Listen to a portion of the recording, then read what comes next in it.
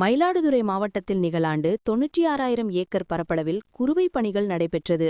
இதில் அறுவடை செய்யப்பட்ட நெல் 144 அரசு நேரடி நெல் கொள்முதல் நிலையங்கள் மூலம் விவசாயிகளிடமிருந்து கொள்முதல் செய்யப்பட்டது. கொள்முதல் செய்யப்பட்ட நெல் மூட்டைகள் சித்தர்காடு, எருக்கூர், மாணிக்கப்பங்கு சேமிப்பு கிடங்குகளில் அடுக்கி வைக்கப்பட்டன. சித்தர்காடு சேமிப்பு கிடங்கு முழு கொள்ளளவை எட்டிய நிலையில் சுமார் 2000 மெட்ரிக் டன் நெல் மூட்டைகள் கிடங்கு வளாகத்தில் திறந்த வழியில் தார்ப்பாய் கொண்டு மூடி வைக்கப்பட்டது. இந்நிலையில் மயிலாடுதுறை மாவட்டத்தில் கடந்த 10 நாள்களாக மழை பெய்த நிலையில் திறந்த வழியில் தார்ப்பாய் கொண்டு மூடி வைக்கப்பட்டுள்ள 100க்கும் மேற்பட்ட நெல் மூட்டைகள் மழைநீரில் நனைந்து முளைத்து நாற்றுக்கள் வெளியில் வந்து சேதமடைந்துள்ளது.